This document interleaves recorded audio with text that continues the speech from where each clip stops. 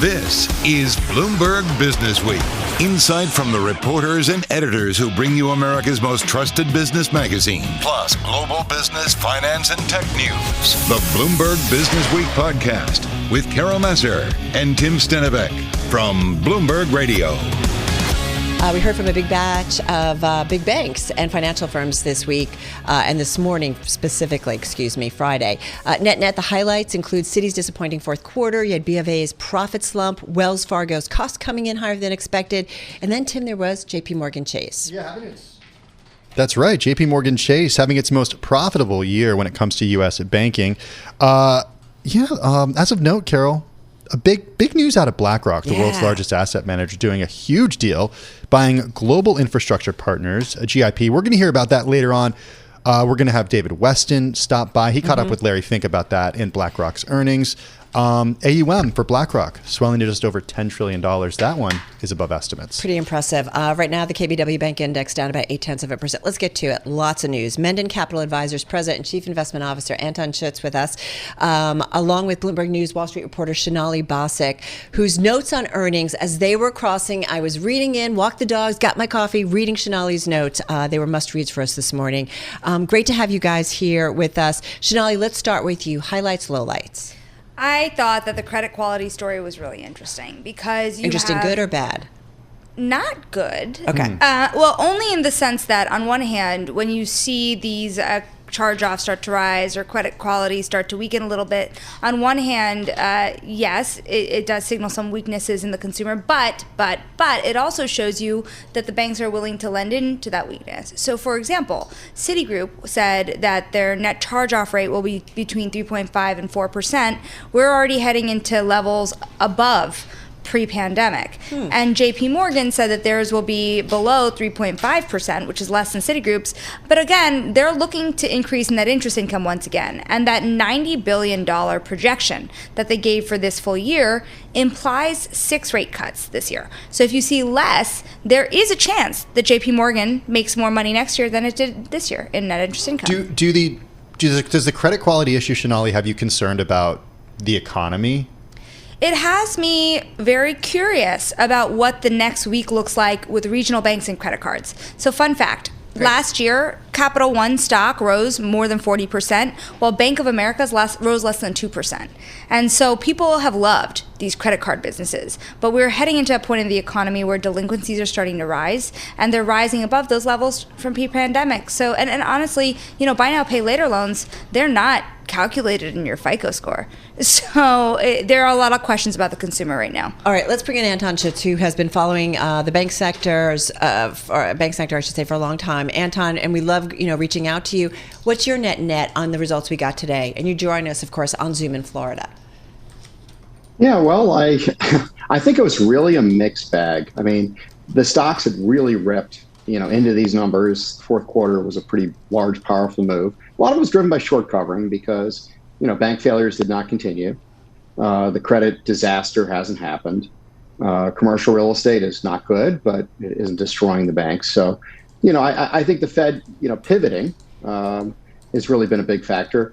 Clearly, people have picked on their securities books because, they bought a lot of long-term bonds, helped fund our giant deficit, and they got paid back by having terrible marks on those books. But at the end of the day, that's no longer a story. People aren't focusing on that this minute. And I think these numbers were just good enough. No major move in the index today. I mean, you had Citibank up because, people are looking at the future, even though the numbers weren't great today. JP Morgan's numbers were probably the best, and their guidance is probably the best. But, Bank of America, which may have had the worst numbers, full disclosure, we own it in our fund, is barely down. So at the end of the day, I think these numbers are just basically, the porridge is the right temperature. And now it's, what's the Fed going to do? People are going to continue to look at credit quality. And as Sonali basically talked about, as we look at the regional banks, we will see some more real estate exposure. We will see some of the bigger ones potentially show some worsening there. Consumer, clearly subprime is an issue. So the difference between Citibank and JP Morgan's credit card portfolio Anton, clearly shows in what they're doing. I'm really curious about what you think about what fair value is. On one hand, Bank of America, you saw a small tick downward in their stock today. They're trading barely at book value. Wells Fargo took a more than 3% hit on the day, and they were trading well above book value. Do you think that book value is all these banks are worth? No. I think they just have to prove. Look, we've had a very large move already, but I think the move is just sort of begun as long as the Fed continues to play nuts, because the Fed cutting rates will also help credit quality, right? You talk about credit quality. Yes, it's a little worse. Obviously, they've all built reserves. In fact, Bank of America actually released some reserves. So, building reserves is all about getting in front of credit losses, and I think it's what they see or what they expect. So I expect these companies to trade at higher multiples. They do have to prove it by getting a higher return on equity. And none of them, had spectacular returns on equity this quarter. However, if you back out the special charges, to really replenish the FDIC fund for funding some of the failures, the numbers are better than they look on a return on equity perspective. Hey, let's talk net interest income. Sonali mentioned it, but the bank said that this year, or last year, I should say, I'm still writing 2023 on my checks, Carol, was the peak after the net interest income haul of $253 billion. We got a chart up for our YouTube audience right now that shows just how big this was in comparison to the last 10 years. What do you think? Do you think that there's a chance that if rates do indeed stay higher, we could see 2024 look like a solid year for net interest income? We certainly could if rates stay higher, but I think if rates stay higher, I think we have worse credit quality. So, careful what you wish for. I do think that gradual moves down rather than violent moves will be helpful for everybody. Helpful for the banks, help them adjust their cost of funds, maybe not have NIM get crushed, net interest margin get crushed as much, and certainly will help on credit quality as people have loans that got to refinance. And again, I think the mistake that a lot of the shorts made here was that they assumed that every commercial real estate loan is going to reprice immediately, and whereas there's a 5 to 10 year period of time these reprice. So the lower rates go, the better credit quality is, and we don't have that as something to talk about, and we'll give up a little bit of NIM. I think at the end of the day, these banks are not going to have a lot of loan growth, and because of that, they're building a lot of capital. So once we have clarity on the playing field, the regulators have not made it entirely clear on how much capital they need to carry. I think the return of capital, dividends and buybacks, could be a very big story for the biggest banks, especially if loan growth is not much to talk about. Yeah, that would be interesting. Maybe put some momentum too in terms of the sector in the trade this year. Sonali, there are the numbers, which we've really highlighted, I think, pretty well. But then there's also the context that we get from the individual bank CEOs. One of the things that caught my attention this morning is what JP Morgan's Jamie Dimon had to say. What did we get on that front, the commentary? That caught my eye as well, because for a bank that just raked in almost $90 billion in net interest income, there's a lot of caution in the water. And he has a whole host of risks. One he talks about a lot that I think a lot of the market is not paying enough attention to is quantitative tightening by the Federal Reserve, that lack of control that Fed has over the long end of the curve and therefore longer term interest rates. He also speaks to interest rate risk more largely and the fact that interest rates could be higher given the spending levels we'll see it. We have to remember the backdrop in Washington that we're facing right now. And also other inflationary pressures like what you would have to spend for the climate transition. This is something investors talk about all the time. But it's interesting to see that in the context of a quarterly earnings report. Right. And thinking about these risks really matter when it comes to putting money to work today. Anton, I see you nodding along with what Sonali's saying. Chime in on what you heard from the CEOs and what sticks out to you. Jamie's been the bear, right? I don't know how many times he said, hurricanes coming, storms coming, and look, he's been conservative. He's run his bank conservatively. And I'm not saying that he's not right about some of the risks out there. Clearly, there are some major risks. Certainly what's going on in the Middle East is a major risk, energy prices, inflation. But at the end of the day, that conservatism has always served JP Morgan well. I think the most important thing we're hearing is there's slower growth out there. And no panic, right? Nobody else is saying hurricane or disaster or anything else like that. So, much as, like I said, the porridge was sort of the right temperature in terms of the earnings. Right. I think everybody's waiting for the Fed. Everybody's waiting for these external events. But if you look at the valuation of this group, Sonali brought this up. It's very important. Yeah. You've got a bunch of companies that trade at 10 and 11 times earnings. and you've got all these companies that either don't have earnings or Right. trade at absurd multiples, something has to give here Yeah. in terms of that gap. Hey, one last thing before we go, and we want to talk to you, Sonali, about the next big risk, because it's going to premiere tonight on Bloomberg Television, 8 p.m. And it's already on the terminal. As far as the print story goes, we asked 3 Wall Street executives what they're most worried about. And in this issue, they're worried about escalating geopolitics. They're worried about the erosion of the American dream, and given the lack of investment in education in this country. And they're worried about the longevity risks of people living longer. That is Katie Koch of TCW, Ray McGuire, the president of Lazard, and Wes Edens, founder of Fortress Investment Group. Really interesting and thought-provoking It's too bad you piece. didn't shoot high for those guests. It's my favorite Great. piece of the year. You know that. It's always killer, and we always get a lot of conversations out of it and around it. Our thanks to Sonali Basak, Bloomberg News, Wall Street reporter, and always our thanks to Mendon Capital Advisors President and Chief Investment Officer Anton Schutz. Anton, be well. This is Bloomberg. You're listening to the Bloomberg Businessweek podcast. Catch us live weekday afternoons from 3 to 6 Eastern. Listen on Bloomberg.com, the iHeartRadio app, and the Bloomberg Business app. Or watch us live on YouTube. When we think about survival, there are a lot of things going on here, and we have talked about the impact of climate change in a big way.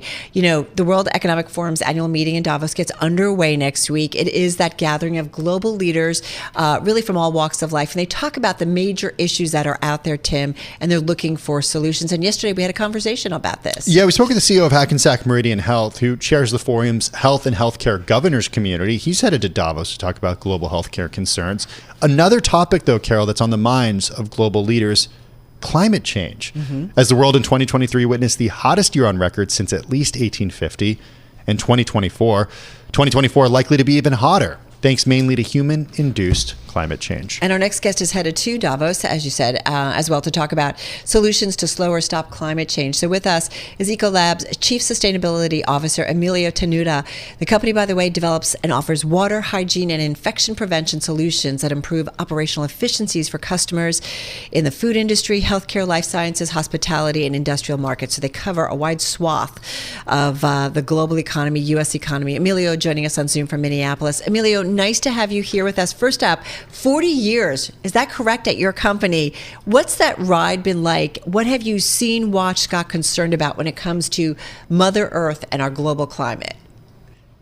Oh my goodness. Over those 40 years, I've seen so much in terms of the changes that industry and communities are facing with climate change, being at the forefront of some of the droughts, floods, extreme weather events that we're experiencing, where water has been very much at the heart of the way we experience climate change. Often talked about if climate change were a shark, the water are its teeth, right? And that's how we're feeling it. So that's what we've seen. And obviously Ecolab's been well positioned in terms of helping organizations with their water and climate challenges that they face all over the world. How has that conversation shifted, though? Because you've been there for, as Carol mentioned, 4 decades. How has the conversation shifted? There was, I'm guessing, no chief sustainability officer when you started your career at Ecolab. No. It has evolved, namely in that, I think back, 2008, 2009, when we started to see the rise of sustainability in mainly the consumer packaged good companies.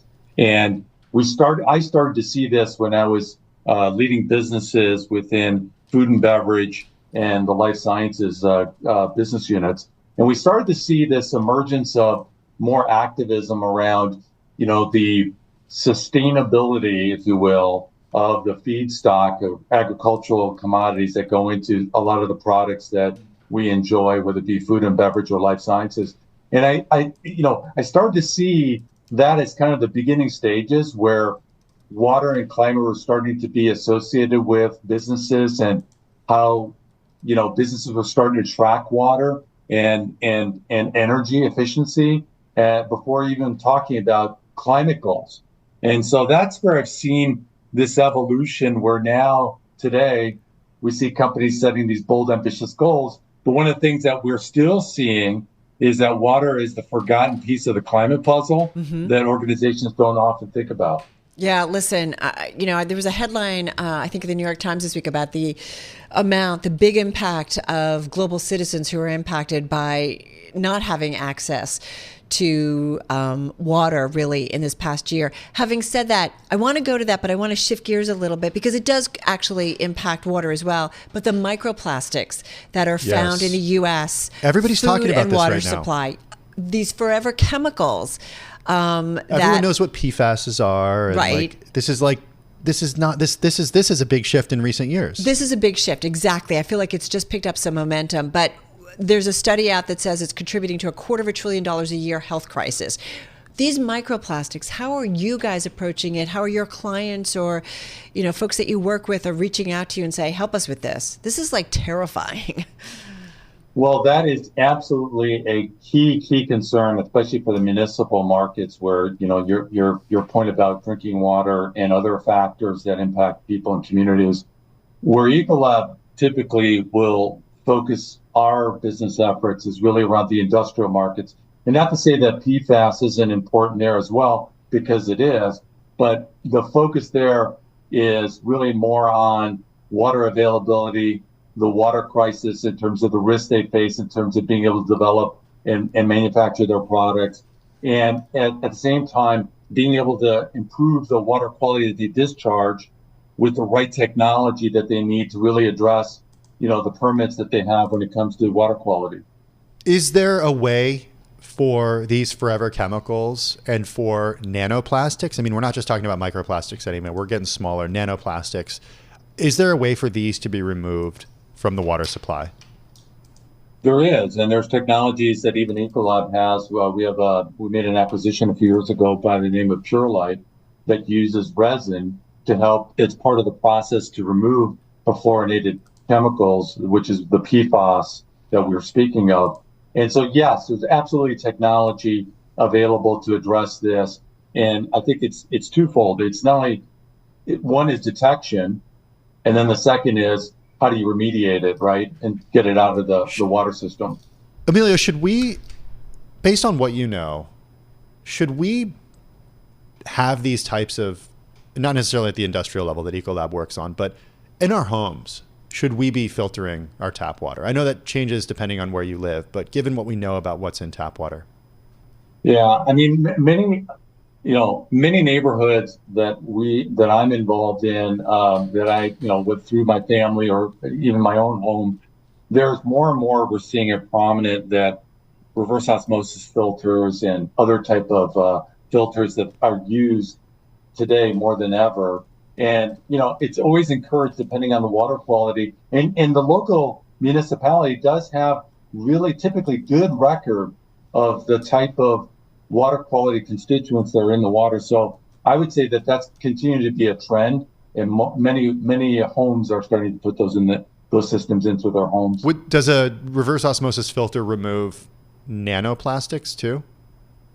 That I don't know. I'd have to do a little bit more homework on that. But our reverse osmosis is, one of the greatest technologies in the last 30 to 40 years, and it does remove many small particles, but I don't have the details on the microplastics. Well, and I said it's terrifying, but it's really, if you talk to people who watch the water supplies or watch our environment, they point to a lot of research about nanoplastics or microplastics, which have already been found in people's lungs, their blood, placentas. A 2018 study found an average of 325 pieces of microplastics in a liter of bottled water. Nanoplastics, as we know, could be even more dangerous. So, Emilio, we just have about a minute or so left here. And I do wonder if, as you head over to Davos, is there one thing that you are going to be pushing for in terms of policy or for people to kind of be, have on their radar? What is it? Because when we deal with climate change, most would argue there's a lot of moving pieces to it. But what's front and center here? Well, I would say that, at the annual meeting at Davos, they're convening under this theme of rebuilding trust. And it's a fitting theme and very relevant to the private sector. And for Ecolab, it's central to what we do every day with our customers when it comes to water and climate solutions, as we talked about, but also to deliver that on a, profitable growth along the way to achieving those goals. But I think this point about rebuilding trust is interesting, right? Because it starts by reinforcing the importance of the private sector when it comes to disclosure, transparency, and very importantly, the performance of businesses needed to demonstrate that year-over-year achievement, not only of their business goals, but also their bold climate goals. And I think that is one of the things that we're looking forward to. And I would just share with you that Ecolab is very much focused on those type of activities. Well, good luck and safe travels. Ecolab's Chief Sustainability Officer, Emilio Tenuta, joining us on Zoom from Minneapolis. Carol Massar, Tim Stenovec, live here on Bloomberg Businessweek on this Friday. This is Bloomberg. You're listening to the Bloomberg Businessweek podcast. Catch us live weekday afternoons from 3 to 6 Eastern on Bloomberg Radio, the Bloomberg Business app, and YouTube. You can also listen live on Amazon Alexa from our flagship New York station. Just say, Alexa, play Bloomberg 1130. All right, folks, you know, it's early on, yes, in the new year. What is it, January 12th here? And yet I got to say, Tim, it feels like the risks, the concerns, the upsides, the downsides are kind of already falling into place in a big way. Yeah, we're getting a good idea of at least just some of the risks, the known knowns. Yeah, the known knowns. Yeah, it's the known unknowns that you have to be worried about, I guess. On newsstands now, the year ahead issue of Bloomberg Businessweek, and in it, what the team has highlighted as the 5 potential trouble spots that could knock the global economy off course.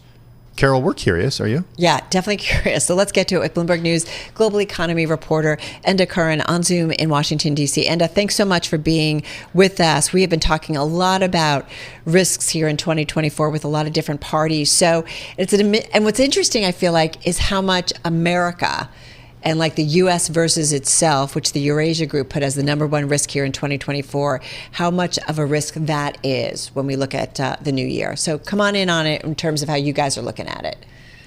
Yeah, well, thank you. I guess there's two ways. I mean, obviously, this whole conversation around risk has become so normalized in so many ways now. We talk about potential for war in Taiwan, and we talk about all kinds of risk for other events around the world. But there may be two ways of looking at it.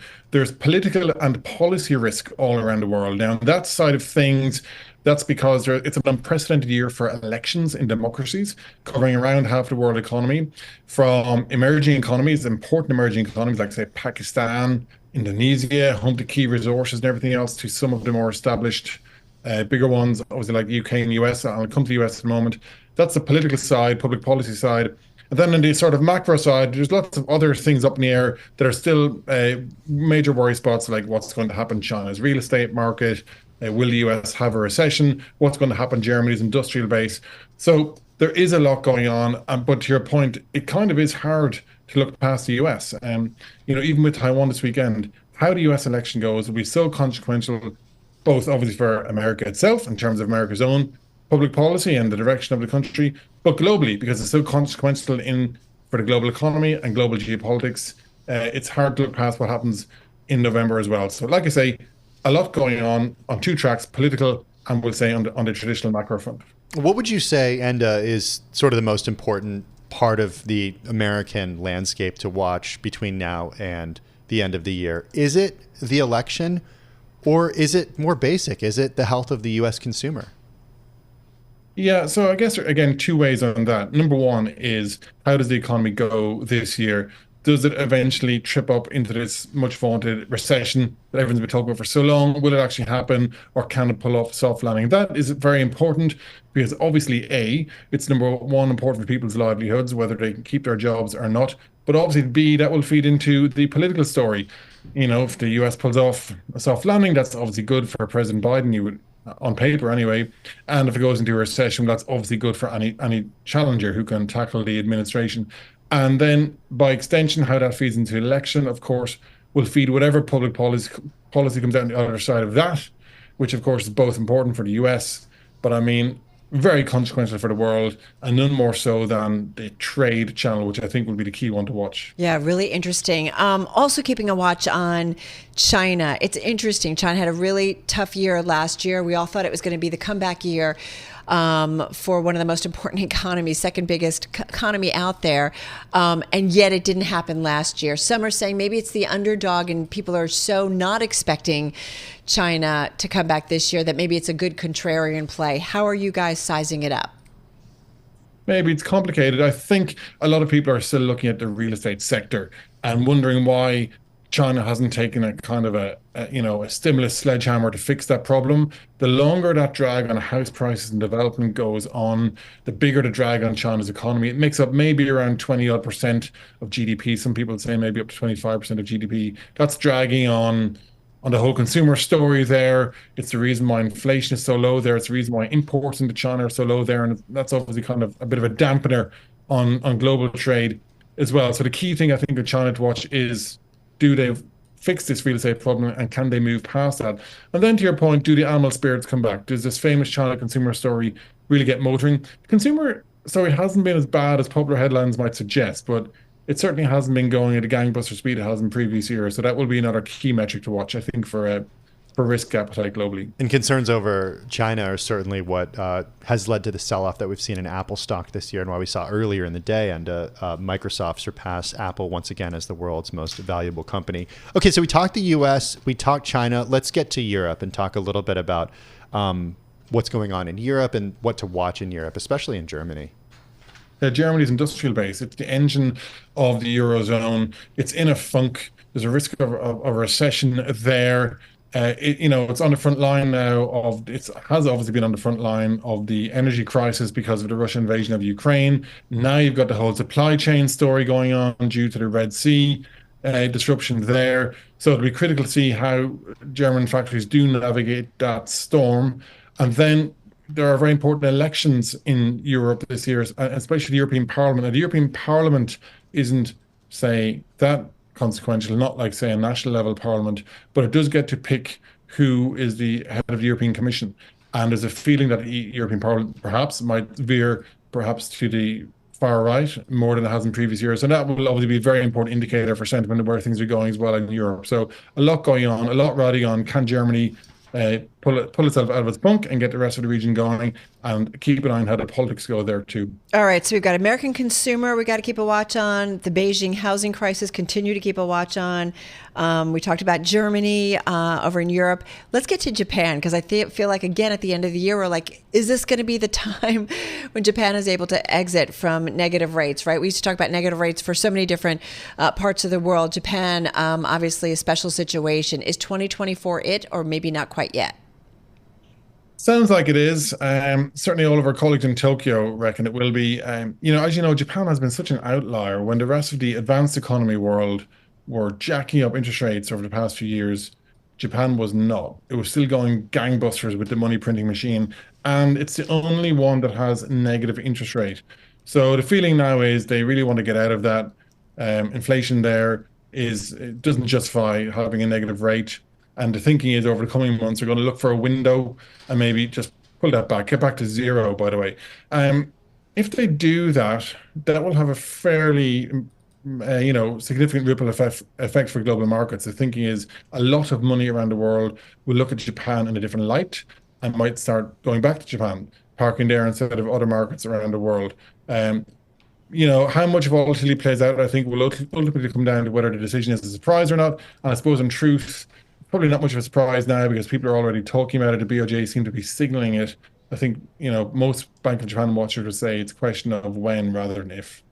Okay, so we are staying in Asia, and we'll go from Japan to India. Over the past few years, investors have certainly hoped that as growth has slowed in China, that India will be a bright spot when it comes to a growing middle class and a place where global companies can sell to the Indian consumer. What's the outlook for India?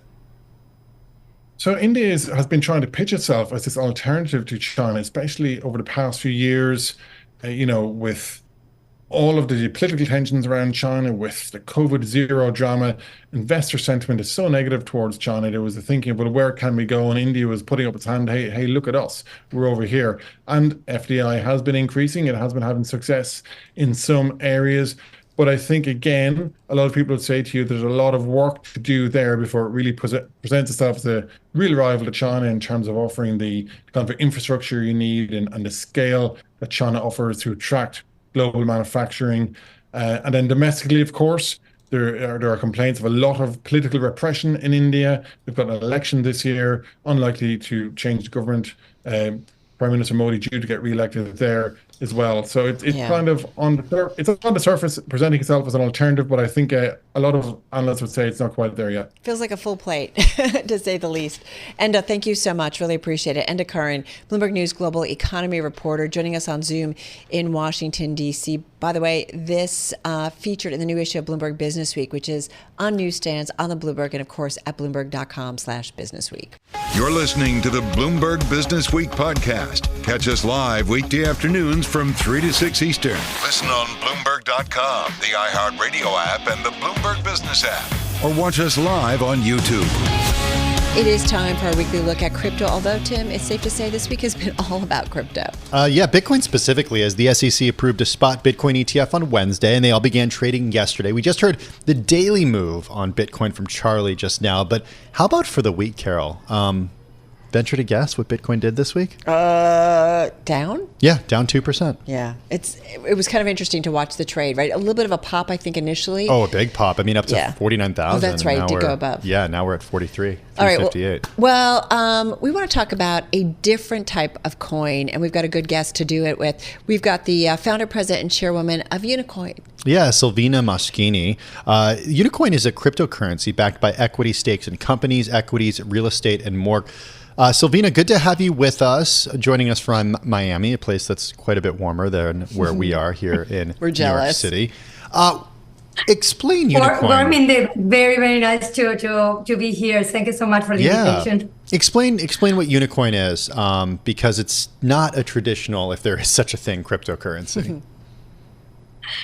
Well, Unicoin is an asset-backed public reporting cryptocurrency. We like to call it the next generation cryptocurrency because we built it to address many of the issues related to traditional crypto, including the volatility, but also, of course, including the lack of transparency. So we built this company investing in assets, including high-growth company potentials, like the companies that have the potential to become unicorns, also real estate, and we are also venturing into art as an asset class to back this coin and be able to democratize the access to investment opportunity for many people that perhaps before never invested neither in crypto nor in the pre-IPO market. Why do you think cryptocurrency needs to be backed by real assets? So you're backing this with real estate, you mentioned art, equities, equity stakes in companies.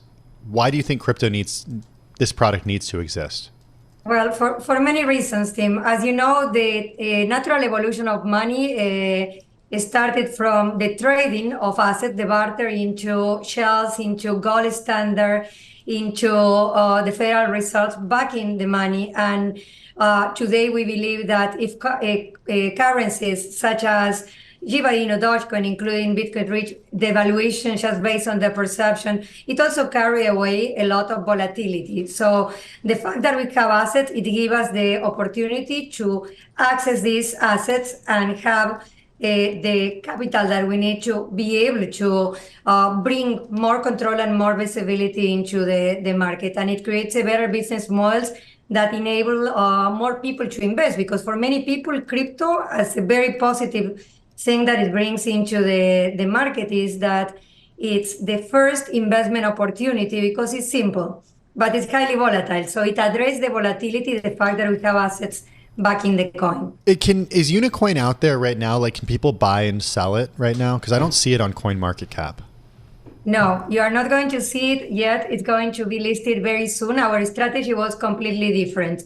We are financial experts and technology experts, but we think of the financial model first. So we first focus on creating a world-renowned brand through our partnership with our sister company, Unicoin Hunters. We scout for companies all around the world to take equity stakes on these companies and also invest on different type of assets, including real estate. So we did a pre-sale. We sold over 500 millions in the pre-sale, in pre-ICO. So people can buy only for now in unicoin.com. And once we tokenize and to list, we announce a partnership listing agreement with INX. They will be able to sell it and to buy it. It's kind of an eclectic mix of investment. So there's a Thailand luxury resort. There's an Argentine copper mine. There's a ton of companies, as you said. It sounds like the idea is you hope they become unicorns. It sounds like angel investing or very early seed investing in terms of the companies. They're private. So for an investor, it sounds like there's a lot of risk. And so help me out here and understand, because it sounds like there's a fair amount of risk and unknowns because it's a mixture of a lot of different things. Well, Carol, risk is embedded in our daily life. Like a lot of people go to Las Vegas and gamble knowing that the house always wins. Anyone that invests knows that there is... Yeah, but are you saying, no, but if I'm going to buy an index, there's a certain amount of, I know the companies, and they're large cap, well-known liquid companies that I'm investing in. If I go to Vegas, there's a reason why there's casino companies out there. They make money because most of the time the house wins. So are you saying investing in Unicoin is similar to going to a casino company? No, I was just trying to make a joke to take it to the other extreme. The companies that we have in the show, 2 of them out of 18 companies have an exit this year, and it was in the worst possible moment of the tech market. So they are not super early stage, they are not late stage, but this is a tiny portion of the assets that we have back in Unicoin. We have over 1.3. What's the biggest amount in terms of assets that are in your portfolio? What's the biggest exposure?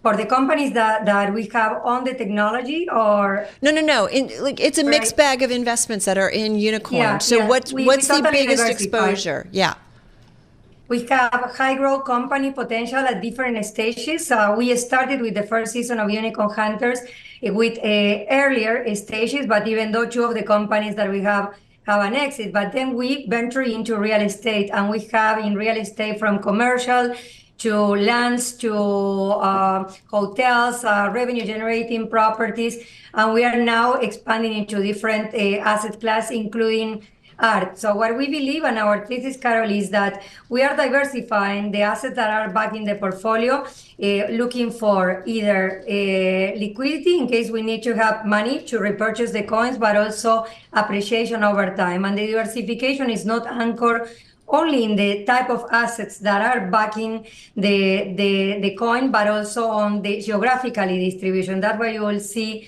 a copper mine, not probably the most liquid asset, but something that it's appreciating, because copper is one of the essential minerals in the list of top essential minerals in the US, for example. Right. And then we have hotels that are generating revenue. So it's a mix. And we also took a different approach in the way that we sell the coin. We didn't sell, but we created advanced financial instruments. Buy now, pay later. Okay. So we sold over $500 million. In a big chunk of that, using collateralized asset collateralized in the sale of the coin. We've got to run. Silvina, thank you so much. She is founder, president, and chairwoman of Unicoin, a cryptocurrency backed by equity stakes in companies, equities, real estate, and more, but not yet out of the gate. Not yet out of the gate. Soon. Soon. So we'll be tracking it. This is Bloomberg. I'm driving in my car.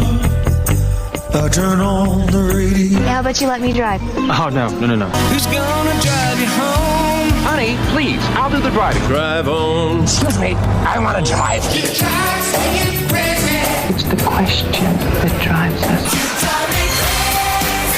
This is the Drive to the Close That funky music will drive us till the dawn. on Bloomberg Radio. All right, everybody. Is it that time? TikTok?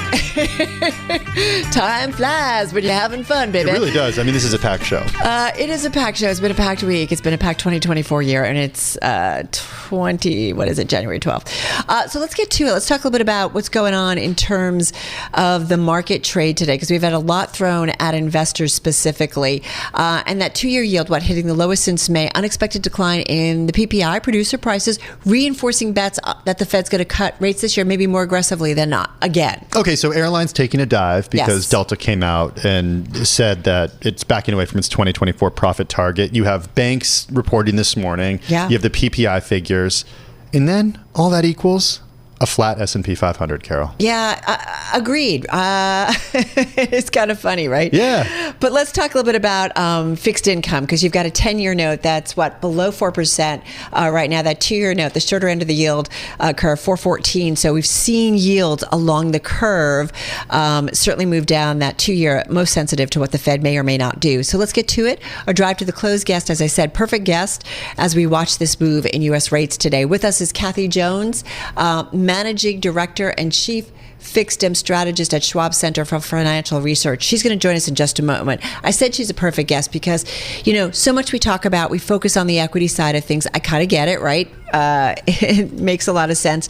But really, so much focus is on what's going on along the Treasury curve and what's going on in terms of rates, which we've really stayed a lot this week. We did bump ahead and above 4% on the 10-year on that hotter than expected CPI report earlier in the week. PPI coming in softer than expected. You've got that 10-year, as I said, below 4%, 2-year more sensitive to the short-term expectations and what the Fed may do, 4.14. So as we said, perfect guest to talk about what's going on in fixed income and what's the right strategy here in 2024. Kathy Jones, Managing Director and Chief Fixed Income Strategist at the Schwab Center for Financial Research. We last spoke to her in person, I think it was back in October, Carol, in Philadelphia. Schwab Impact. Yeah, that was great. She joins us now on Zoom from Miami. A little warmer than Philly is right now. Kathy, good to have you with us. Happy Friday. What did you make of all the data that we got over the past week and the way that the yield curve has adjusted a little bit? Yeah, I was a little surprised that the impact of the CPI was so short-lived, although, there were some mitigating factors in there. And keep in mind, 1/10 here, 1/10 there in the grand scheme of things, doesn't make a huge amount of difference as long as the trend in inflation is going down. And I think we saw that confirmed with PPI today. So in general, the market seems to be wanting to anticipate those rate cuts by the Fed. I think it might be a little bit aggressive in what's being priced in, but that being said, as long as the trend in inflation is going down, I think that expectation of rate cuts is going to stay there. Interesting. So what's your thoughts in terms of the 10-year? Do you feel comfortable kind of putting a number on it, Kathy, further out, or much more comfortable when you think about kind of the shorter end of the yield curve here? Well, we have fair value in the 10-year right around 3.80 to 4%, so we're kind of there, which may or may not be a good reason to think it's going to bounce around here for a while. But that does assume that the Fed cuts and continues to cut over the next year or so, and then inflation continues to trend down. That is our base case scenario, so we think we're fairly valued here in the 10-year. I wouldn't expect a lot to happen. I think we'd get a lot of volatility because our expectation is that the Fed won't probably move as aggressively as the market thinks it's going to move. We have penciled in 3 to 4 rate cuts starting in May.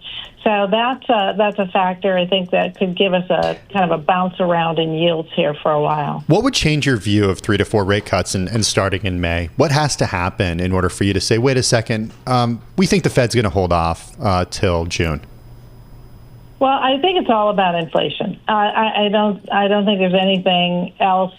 We could get some sort of growth issue, but in general, if inflation were to start to turn around and move back up, particularly if wages started to tick up from here, I think the Fed would be concerned about that. It doesn't seem likely given where we are and what's going on, but if inflation were starting to show a tendency to pick up from here, then the Fed might hold out longer. One reason we think May is a better estimate of the starting point than March is that the Fed still has to deal with quantitative tightening and tapering down that program. Right. Expect that to happen in March, or some indication of that in March, and then the rate cut would start in May. Well, and that jives with what we've heard from Loretta Mester, Mike McKee, having a conversation with her, and she doesn't think that there's going to be a move in March, right? And that was a big headline for us, and I think Bill Dudley maybe giving some talking about that a little bit earlier in the week. It also says to me, Kathy, that maybe while the Fed will be remaining vigilant on inflation, it also means the economy isn't kind of falling apart. I get a little nervous when everybody's talking 6 rate cuts. I'm like, well, what's going to be the reason that we need to see that from the Federal Reserve? Do you agree with that? I think that that estimate is aggressive for two reasons. One is this Fed has been comfortable waiting it out, right? They've been sort of backward looking and saying we'll shift when inflation shifts. And so we've had a big decline in inflation, but we're not at 2% yet. And there is some still chance that, it stalls out here. That's not our scenario, but certainly could be something that happens that I think the Fed wants to wait for, particularly with the economy still doing okay. And so the scenario I think that they're waiting for is either the economy really does roll over or inflation gets really close to that 2%, and they can cut just to keep pace with the decline in inflation. So far, they've allowed real rates to go up by holding steady and allowing inflation to come down. At some point, they'll want to follow that trend lower. But I do get the impression from this Fed that they're content to wait it out a bit longer. Yeah, exactly. And forgive me, I said Bill Dudley, who is now a Bloomberg opinion columnist, the former head of the New York Fed. Did you mean John Williams? I was thinking about John Williams. They both, there was a Dudley column recently, but John Williams setting really a high bar for bets on a March cut. So we did kind of hear them all on the same page. I've been These doing Fed guys. I've been doing this too long. I'm going through too many heads of the New York Fed. Kathy, always great to catch up with you. Have a great and safe weekend. Kathy Jones, Managing Director, Chief Fixed Income Strategist at Schwab Center for Financial Research on Zoom from Miami. And it's also like we're lucky so many Fed presidents kind of come into our sphere here at Bloomberg, become opinion columnists. So forgive me, everybody. I've been doing this a long time. Hey, I wanted to check out the 5-day for the week. Yeah. We're actually positive by 1.8% on the S&P 500 and by 3%, by 1.8 on the S&P, and the NASDAQ up by 3% this week. So maybe taking a breather ahead of a long weekend. Yeah. All right, don't go anywhere. We've got more to come right here on Bloomberg. This is the Bloomberg Businessweek podcast, available on Apple, Spotify, and anywhere else you get your podcasts. Listen live weekday afternoons from 3 to 6 Eastern on Bloomberg.com, the iHeartRadio app, TuneIn, and the Bloomberg Business app. You can also watch us live every weekday on YouTube and always on the Bloomberg Terminal.